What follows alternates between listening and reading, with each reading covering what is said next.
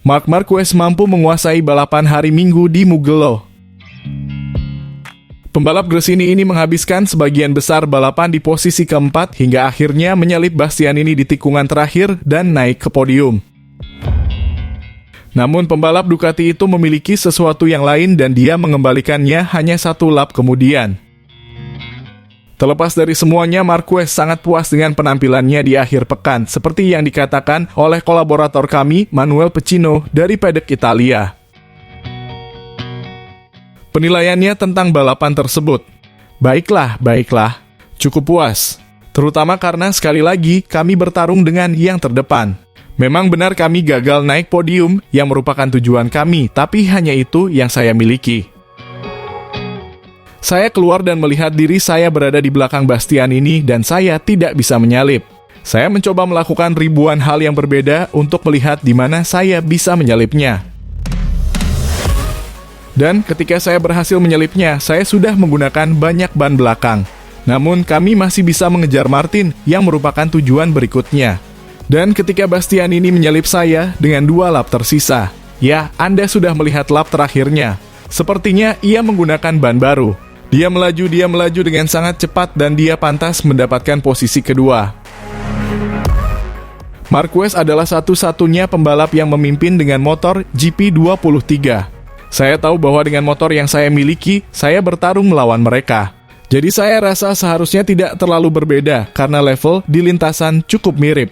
Mereka melakukan hal yang berbeda. Memang benar bahwa perangkatnya, mesinnya bekerja sedikit lebih banyak. Tapi seharusnya tidak terlalu berbeda karena level di lintasan hampir sama, jadi saya rasa tidak ada perbedaan. Maksud saya bertarung dengan yang terbaik dan tujuan saya adalah bertarung dengan Ducati terbaik, apapun yang saya miliki. Selama balapan, terlihat bahwa Ducati milik Marquez mengeluarkan sedikit asap. Ini adalah salah satu titik di mana kami mencapai batas dengan GP23. Perangkat belakang pada GP23 kami memiliki jarak bebas yang lebih sedikit, turun sedikit lebih rendah, dan kami selalu mendorongnya hingga batasnya. Dan hari ini saya tidak merasakannya sama sekali. Ban merasakannya, bahkan ada sedikit ban yang lepas sepotong ban. Saya pikir itu karena terlalu panas, tapi itu tidak mempengaruhi performa. Pembalap Cervera ini menolak untuk menggunakan fakta bahwa ia memiliki motor yang lebih tua sebagai alasan. Ketika saya menandatangani kontrak dengan tim Gresini, dari Ducati mereka menjelaskan kepada saya apa yang akan saya dapatkan. Saya menerimanya. Maksud saya dan saya terus mengatakan hal yang sama. Meskipun kami tertinggal 35 poin dari pemimpin klasemen, wacana saya masih sama. Untuk menempatkan kepala Anda dalam permainan, ketika Anda bisa menikmatinya, nikmatilah. Ketika Anda harus merayakannya, rayakanlah. Dan ini adalah tahun di mana saya menemukan diri saya kembali dan inilah yang saya cari. Tentu saja kami tidak mengesampingkan apapun. Tetapi saya tidak akan pernah membeberkannya karena saya tahu apa yang saya miliki dan mereka membuatnya sangat jelas bagi saya. Dan saya melihat bahwa kinerjanya masih sangat bagus.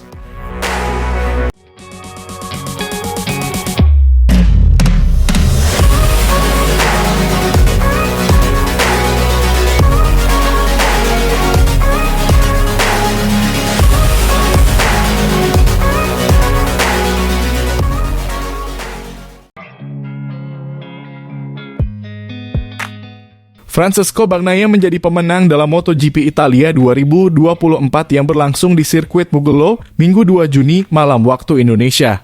Start dilakukan Jorge Martin dengan cukup baik, namun agresivitas Francesco Bagnaia di depan pendukung Ducati membuat sang juara dunia berada di posisi pertama. Bagnaia Martin kemudian disusul Enea Bastianini, Marc Marquez, dan Pedro Acosta. Bagnaia unggul 0,3 detik atas Martin ketika memasuki lap kedua. Martin pun mencoba membuntuti lebih dekat.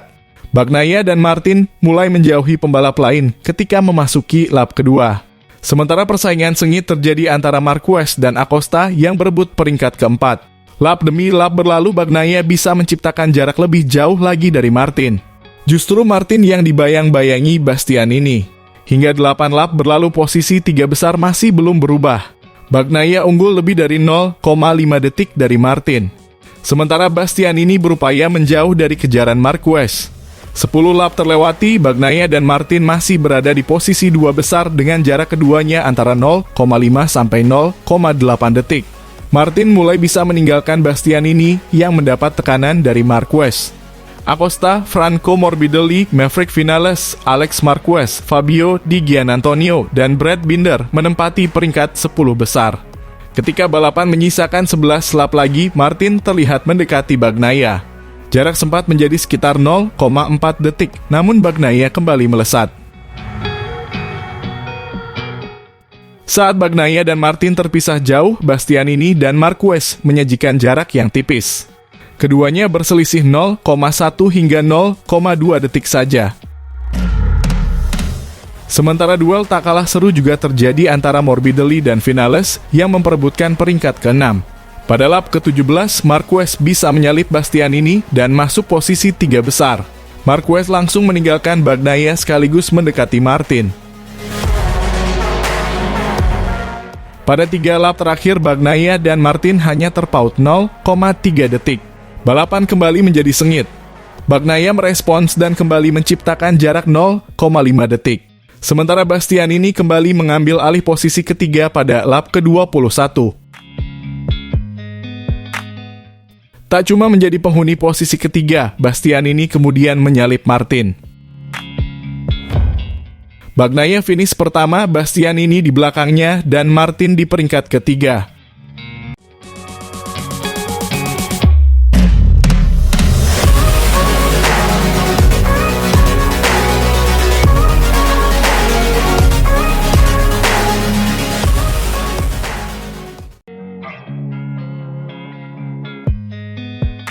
Balapan sprint di Mugello kembali diwarnai dengan pertarungan 3 arah. Sementara Pecco Bagnaia menguasai jalannya balapan, Marc Marquez memenangkan duel dengan Jorge Martin yang akhirnya kehilangan kendali atas motornya. Untuk balapan kali ini yang 2 kali lebih singkat dari balapan hari Minggu, para pembalap memilih ban medium di depan dan ban lunak di belakang. Martin berada di posisi terdepan di depan Bagnaia, yang akan menghadapi penalti 3 posisi di balapan utama dengan Maverick Vinales melengkapi barisan terdepan di depan Marquez. Bagnaia memulai balapan dengan start terbaik di depan Enea Bastianini, yang berada di posisi kelima, dan Martin. Berkat start yang sangat baik dari posisi ke-13, Brad Binder naik ke posisi keempat di depan Marquez yang mencoba menyalipnya di lap pembuka namun tidak berhasil. Martin juga memberikan ancaman serius kepada Bastianini dan melewatinya di lap pertama. Marquez berhasil menyalip Binder di lap kedua. Fabio Quartararo berada di urutan ke-15 pada saat itu dan balapan pembalap asal Prancis tersebut berakhir di lap tersebut. Miguel Oliveira kehilangan kendali atas motor Aprilianya saat mencoba menyalipnya, membuat kedua pembalap terjatuh. Petugas melakukan investigasi atas insiden tersebut tetapi memutuskan untuk tidak menghukum siapapun. Di awal lap ketiga, Bastianini mencoba melakukan manuver menyalip secara agresif terhadap Martin yang mencoba masuk kembali ke dalam. Keduanya bersenggolan dan Bastianini terjatuh. Petugas mengumumkan penyelidikan kedua, tetapi dengan cepat menyimpulkan bahwa itu adalah insiden balap. Martin mampu mempertahankan posisinya, setengah detik di belakang Bagnaia. Sementara Marquez berada di urutan ketiga di depan Binder dan Acosta. Tetapi yang terakhir dengan cepat menyalip pembalap asal Afrika Selatan itu, yang juga disalip Morbidelli 1 putaran kemudian. Di depan, Martin lebih merupakan ancaman bagi Marquez daripada pesaing untuk meraih kemenangan. Pembalap Gresini itu mencoba beberapa kali serangan dan serangan kedua adalah serangan yang tepat setelah melewati garis tengah. Marquez tertinggal 1 detik dari Bagnaia. Saat dia kehilangan kontak dengan Marquez, Martin terjatuh di tikungan pertama saat balapan menyisakan 4 lap lagi dan kehilangan poin penting dalam perebutan gelar juara. Bagnaia dan Marquez kini menjadi satu-satunya pesaing untuk meraih kemenangan. Pembalap Spanyol itu berusaha sekuat tenaga untuk memperkecil jarak, menutup jarak hingga 7/10 detik, namun jarak itu kembali melebar menjelang akhir balapan. Belum pernah memenangkan balapan sprint sejak Red Bull Ring tahun lalu, Bagnaia meraih kemenangan di depan Marquez. Kedua pembalap ini tampil sangat baik di kejuaraan ini, dengan Martin kini hanya unggul 27 poin dari Bagnaia dan 32 poin dari Marquez.